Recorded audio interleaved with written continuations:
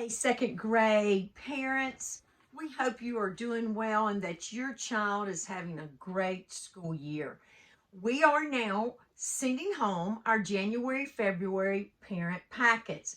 And in this packet, we have 2 games you can play for math, and then we have 1 fluency activity. So let's first take a look at our math games.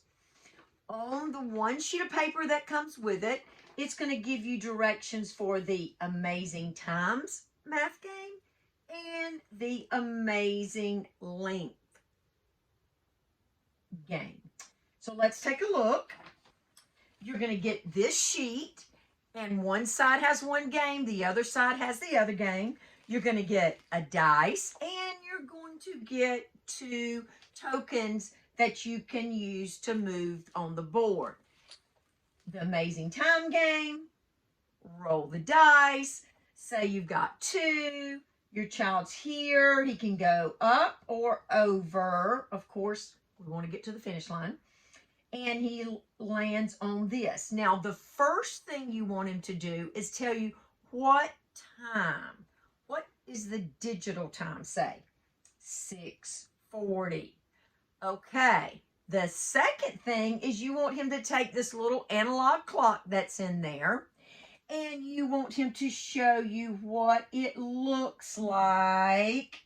And we've got 2 gem clips. One's a short one for the hour, one's a longer one for the minute hand. And show him what 6:40, or let him show you what 6:40 looks like on an analog clock. Now, parents, we are aware that the children see more digital times than they do analog clocks now.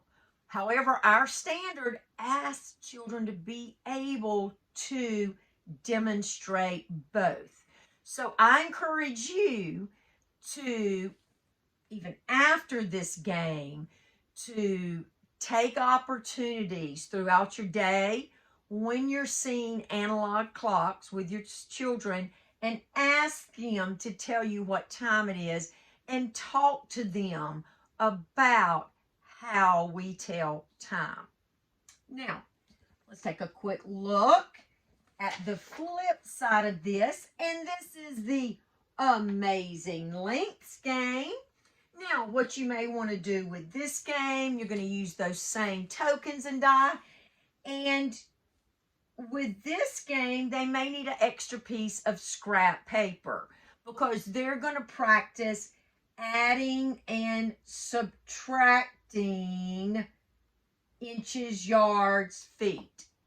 Now, a couple of things with this game. This gives you the opportunity to maybe get out that ruler you have, talk about what inches look like, talk about what feet look like, and talk about, when you're in the car, maybe what miles look like and yards, and help them develop that perception of distance and how long things are. Now, with this, you're going to start and say, for example, you come up here, and this one is 72, and we're going to take away 43. So you'll understand your child is going to already know how we need to, if the bottom ones is higher, we're going to need to borrow a 10 from the 70. So now this is going to be a 6. And 10 plus 2 is 12. And now they are ready to subtract. So the answer would be 29 inches. So you're giving them the opportunity to talk about different lengths. You're also giving them the opportunity to add and subtract. So this is going to be a great, fun way of really implementing some of those math skills that they've been learning in school. Now, let's take a look at our second grade fluency. So, let's take a look at fluency. What is fluency when your child is reading? So, fluency includes the rate, the pace in which they read, the accuracy, the words that they get correct, and prosody, which is expression. So fluency and comprehension go hand in hand. So what we want to do as a second grade parent is we want to help our child develop fluency when they're reading. Now, one way to help that is to read the same text multiple times. So let's take a look at what we have this time. First, you're going to have the directions, and it's going to tell you exactly what to do with each of your two passages. So I'm going to show you each passage and what they've done. First, up here, there are slashes. Now, those slashes are just places that children should pause. For example, a day at the zoo. Pam and her mother bought a red balloon. Okay, now, the first time they read this, they may go one day at the zoo. Their accuracy is good, right? The rate may be a little slow. So you want them to be able to reread that and chunk it together.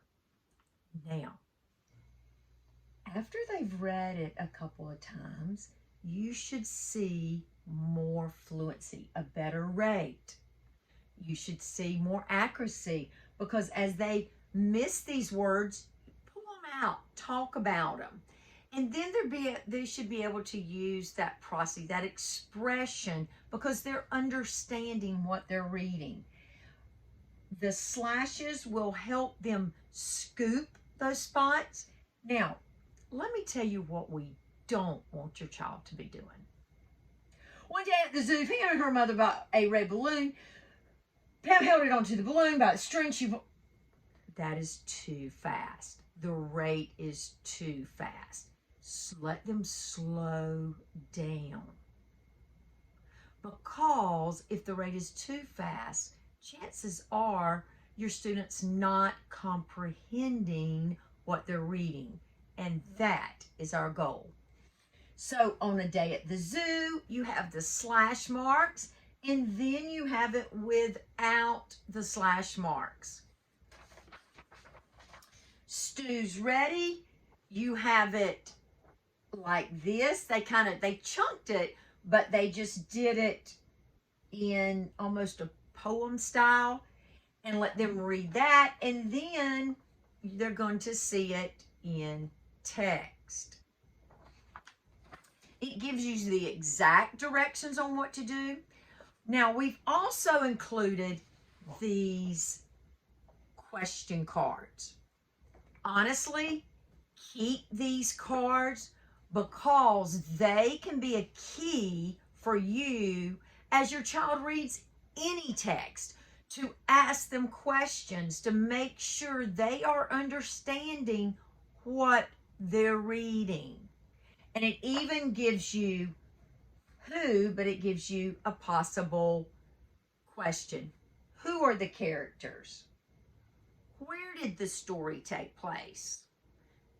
Where are the characters going? So there's several things you can do with these question words, and you can use them over and over again, because I know if you're like many parents, you are so busy, so having this to refer to as your child is reading can be very, very helpful.